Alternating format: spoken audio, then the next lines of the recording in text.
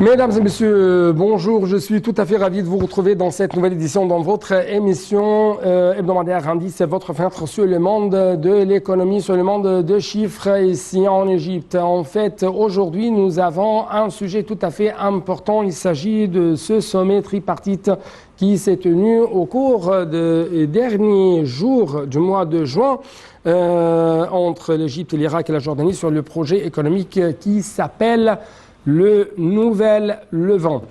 En fait, pour vous donner plus d'informations, le président Abdel Fattah al-Sisi a participé à Bagdad au sommet tripartite Égypte-Irak-Jordanie avec le Premier ministre irakien Mustafa al-Kazim et le roi Abdallah II de Jordanie dans le cadre du 4e round du mécanisme de coopération tripartite lancé en mars 2019 au Caire. Cette visite historique effectuée par le président Abdel Fattah al-Sisi à Bagdad est en fait considérée comme la première d'un président égyptien en Irak depuis 30 ans.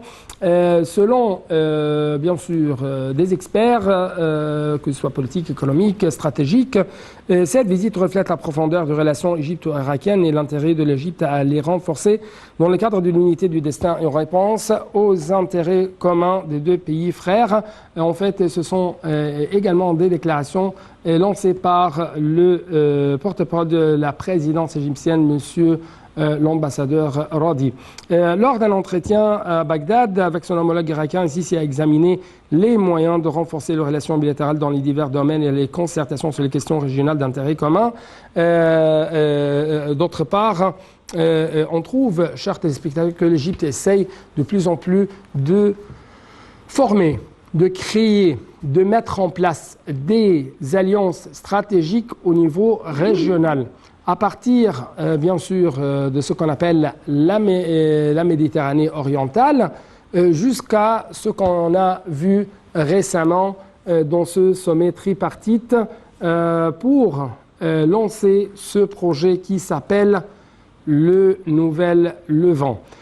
Donc, pour vous donner plus d'explications et pour même comprendre qu'est-ce que se passe sur la scène égyptienne, la scène régionale, nous avons actuellement en ligne de Native International, Dr Passan Fahmy, ex-membre très éminent au sein de la commission économique du Parlement égyptien.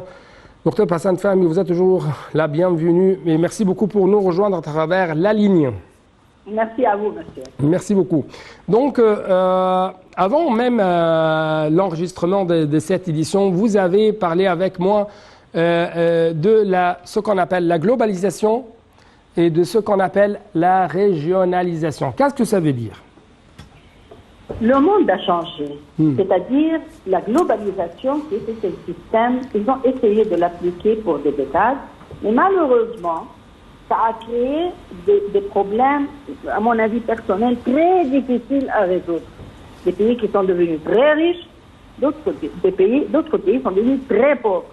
Ça, ce n'est pas le problème majeur. Le problème majeur, c'est le développement du terrorisme, des crimes, de l'immigration illégale, beaucoup de la pollution de la terre. Beaucoup de problèmes ont été développés à cause du système de la globalisation capitaliste. Finalement, à cause de la technologie, à mon avis, qui a élevé, si vous voulez, les distances, et à cause aussi d'une vision claire de la majorité des pays, ils ont atteint, comme on appelle, le résultat de former des régions qui coopèrent ensemble. Et c'est ce qu'on appelle la régionalisation, c'est-à-dire groupe de pays ensemble, comme la dernière visite de Monsieur le Président avec l'Irak, la Jordanie et peut-être plus tard la Syrie aussi et le Liban. Ça, c'est une région très importante.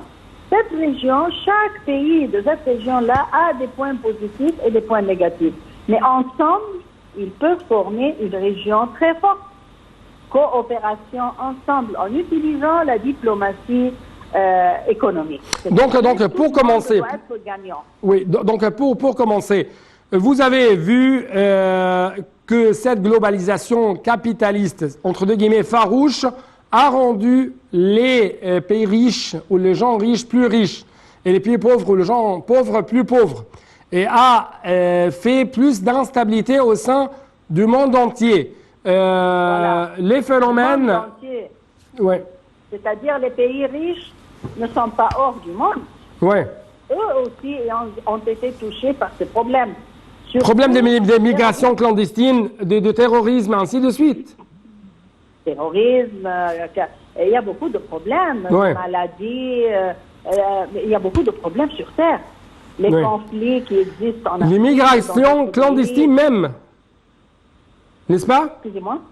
Et même ça a fait ou a aggravé de plus en plus ce phénomène de l'immigration clandestine vers les pays riches. Voilà, ça c'est le problème qui a poussé le monde entier de changer cette stratégie. Parce que l'immigration illégale a créé des problèmes dans ces pays-là incontrôlables. Ouais. Je répète. Alors là, on devait voir une vision différente, surtout dans notre partie du monde. Il y a beaucoup de richesses, il y a des pays qui sont différents en ce qui concerne les points forts, les points faibles, les opportunités qui existent. Alors chaque pays va calculer ce qu'ils ont, comme on appelle le SWOT analysis, et ensemble, on peut former des groupes qui, ensemble, je répète, peuvent former une économie acceptable, stable, mais cette économie-là doit avoir 3 objectifs principaux. Premièrement, on doit regarder comment on va pas, comme on appelle, élever la température de la Terre davantage. Parce que ça, c'est un problème très sérieux. Deuxièmement, problème de l'alimentation.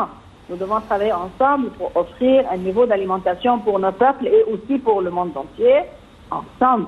Troisièmement, les droits de l'homme. C'est pas le droit de l'homme, c'est-à-dire là comment ça s'appelle, le droit de parler. Non. La liberté d'expression. La vie décente. C'est-à-dire, ça c'est une façon nouvelle de regarder l'économie, une façon nouvelle de coopérer entre les pays. On n'est pas là pour faire une compétition entre les 3 pays, au contraire. On va faire une coopération sur les côtés régionaux. Il y a aussi plus tard la Libye, la Tunisie, l'Algérie et le Maroc. C'est une région. Il y a les pays aussi arabes, c'est une région, les pays africains, etc. Et même le monde, dans d'autres parties du monde, vont former des régions qui coopèrent ensemble. Et ça, c'est à cause, je répète, de la technologie qui est devenue très importante. Et deuxièmement, des problèmes qui se sont développés récemment sur la Terre et qui ont touché tout le monde, les pays riches et les pays pauvres. Regardez Corona, par exemple. Ouais. Ça touche tout le monde. C'est-à-dire, nous vivons dans un seul globe. Et c'est pour cela que le monde a découvert que la stratégie ancienne de la globalisation, pour que des pays qui se forment utilisent les richesses d'autres pays d'une façon inacceptable, et les autres n'ont pas même le minimum. Donc, d'après vous, la globalisation, la mondialisation a eu un échec retentissant sur les différents aspects, les différents domaines de la vie. À cause des conséquences. Ouais. J'ai vu comment la majorité des pays dans le monde sont Ouais. stables. C'est pourquoi on trouve que l'Égypte essaye de plus en plus de développer même ce qu'on appelle cette coopération mutuelle entre les différents pays, que ce soit voisins ou les différents pays qui nous entourent. Au lieu d'imposer de plus en plus cette, si je peux dire, idéologique qui a été lancée par des puissances mondiales, des puissances économiques et militaires mondiales concernant le conflit entre les peuples, le conflit entre les civilisations. Ça c'est juste, ou comment vous suivez la politique égyptienne, que ce soit économique ou politique parlant, diplomatique et ainsi de suite. Il a une vision très claire en ce qui concerne ce sujet. Tout d'abord, il a visité tous les pays et regardé les dernières visites en France, par exemple, comment la coopération avec le pays français s'est développée, avec la Grèce. La Grèce, oui. Et le Chypre, oui, la Grèce et le Chypre aussi. Il est en train de rencontrer tout le monde pour former, comme on appelle, une coopération régionale avec ces pays-là pour la stabilité du monde entier. Alors, du côté politique, Monsieur le Président avait toujours cette vision de la coopération mondiale avec les pays. Deuxièmement, du côté économique, on a mis en place un plan et une stratégie de développement économique très avancée, très sophistiquée, très bien appliquée aussi et très bien suivie. Et tous les résultats sont vus par toutes les institutions mondiales que l'économie égyptienne, sur tous les domaines, si vous voulez, a des indices positifs. Alors, que ça soit du côté économique, parce qu'on ne peut pas séparer l'économie de la politique. Ils sont liés. Mais M. le Président a fait des visites dans la majorité des pays, surtout les pays européens, parce que l'Europe a un pouvoir aussi, non seulement pour appliquer une théorie économique positive, mais aussi pour nous aider dans de grands problèmes qui existent dans la région, comme le problème du Sud avec l'Éthiopie, comme le problème du Liban, la Syrie, l'Irak.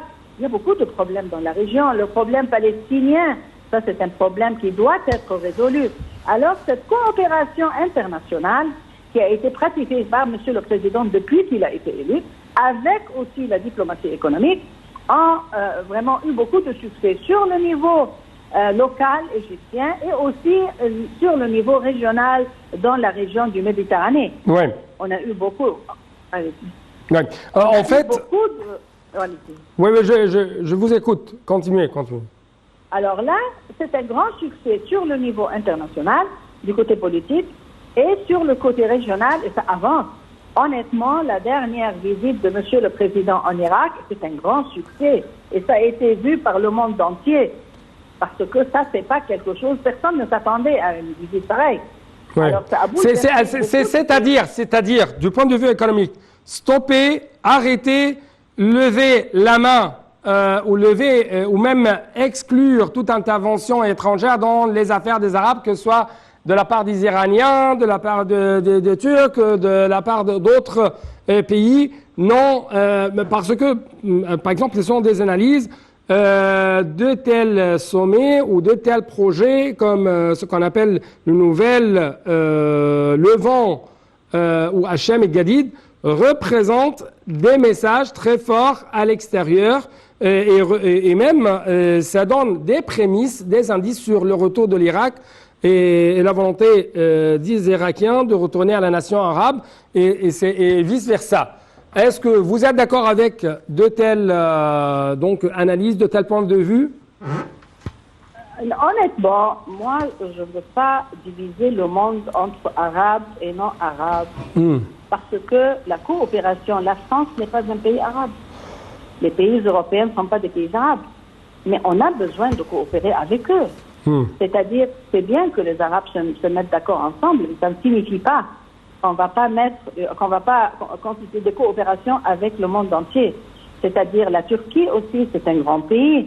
Peut-être on aura des relations entre qu'on appelle les groupes régionaux et la Turquie, l'Iran, on ne sait jamais. Le monde a changé. Oui, mais ici, encore une fois, docteur, oui, nous saluons toujours la main qui tend la coopération, qui tend la paix, mais non, nous refusons la main qui essaie toujours de secouer le monde arabe, la nation arabe, par l'instabilité. Définitivement, mais nous avons des relations avec Israël aussi. Oui. Israël, c'est un pays dans la région. Je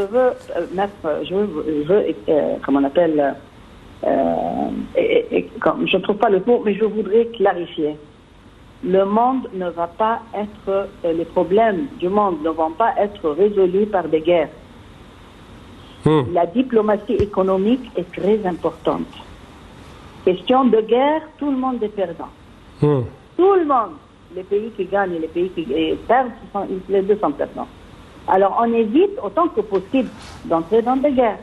Mais en même temps, on veut une coopération pour la stabilité du monde entier. Et je répète, la température de la Terre, la stabilité des peuples partout, pour éviter l'immigration illégale et aussi pour, comme on appelle, l'agriculture et la pisciculture en ce qui concerne offrir au monde entier un niveau d'alimentation acceptable.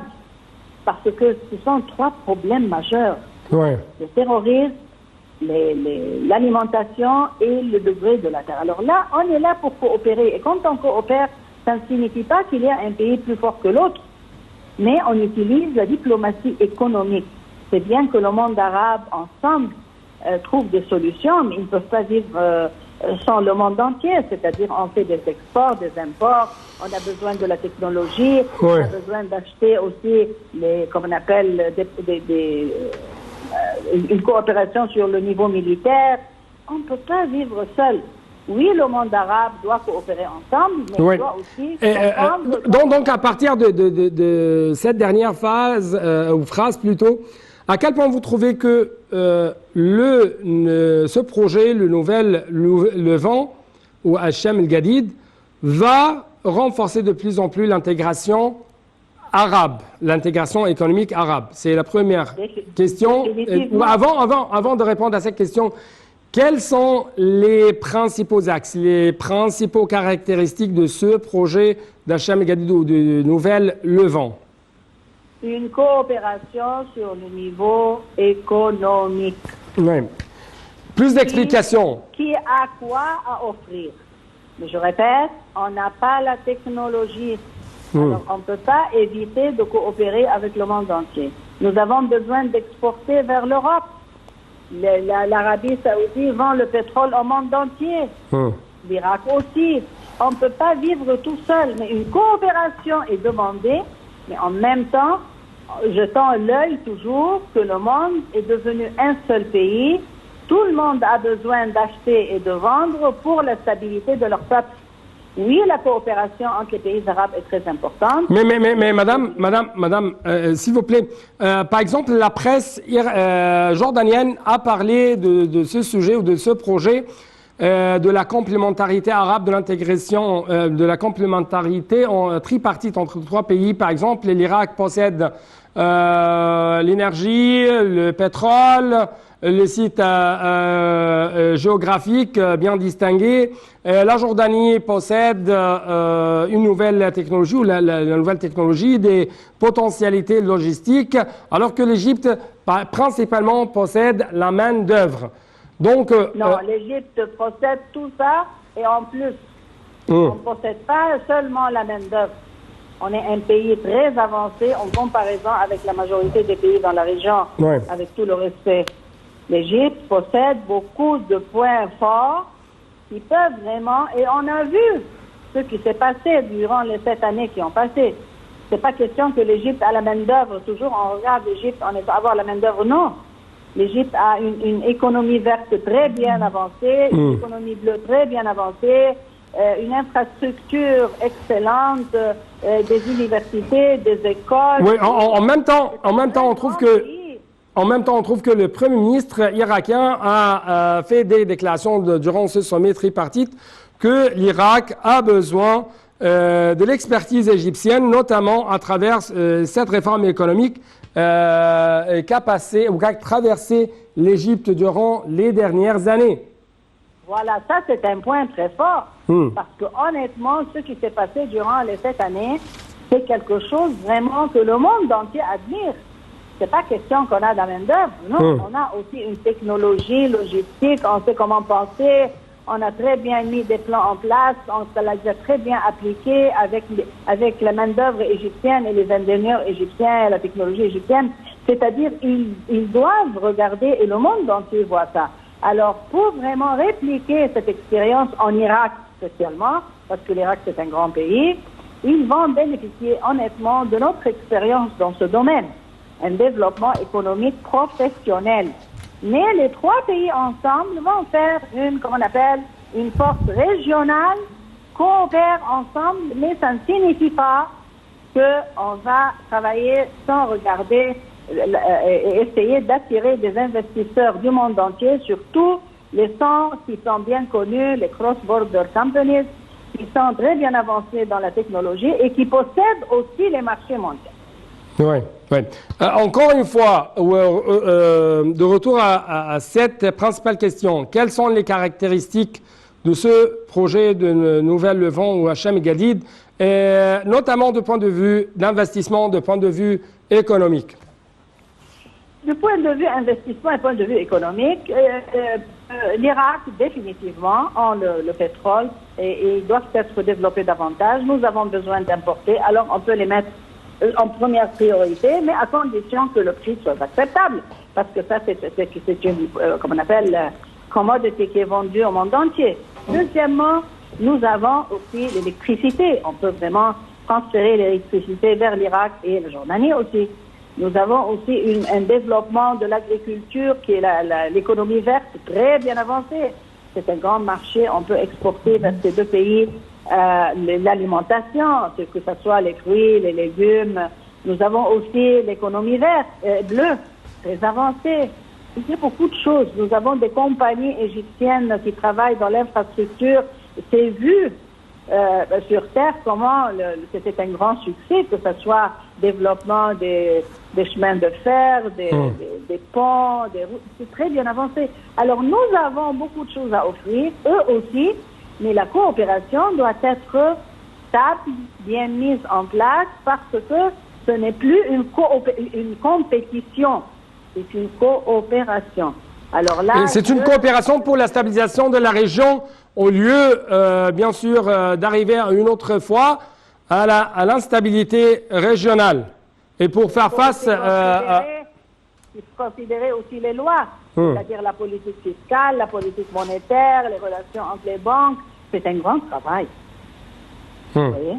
Mais c'est un travail qui va être, Inch'Allah, un grand succès sur le niveau régional entre ces trois pays-là, pour que ça soit un modèle pour le reste des pays de la région. Et ça reflète encore comment l'Égypte essaye de mettre en place une stratégie tout à fait distinguée, tout à fait nouvelle en ce qui concerne la lutte contre le terrorisme, la lutte contre l'extrémisme, d'une manière économique, d'une manière qui aide et qui mène au développement, qui mène à rendre le citoyen arabe plus satisfaisant, n'est-ce pas? Oui, bien sûr. Le terrorisme, c'est le résultat, comme j'ai commencé au commencement de dire, le système, comme on appelle, capitaliste qui a été appliqué a créé tous les problèmes dans notre région. Et c'est pour cela que ces jours-ci, on essaie de résoudre tous ces problèmes avec une coopération régionale, avec des pays dans la même région qui comprennent leurs problèmes, qui se comprennent entre eux. Ils peuvent coopérer facilement entre eux parce qu'ils ont à peu près les mêmes problèmes. La stratégie et le succès de la stratégie a été vu en Égypte, alors c'est pas difficile. Alors nous avons une grande expérience et nous pourrons pratiquer cette expérience avec le monde entier. Alors là, oui, c'était très bien fait, mais en même temps, nous devons savoir que nous avons un grand travail à faire, surtout sur le niveau fiscal et le niveau monétaire. Oui.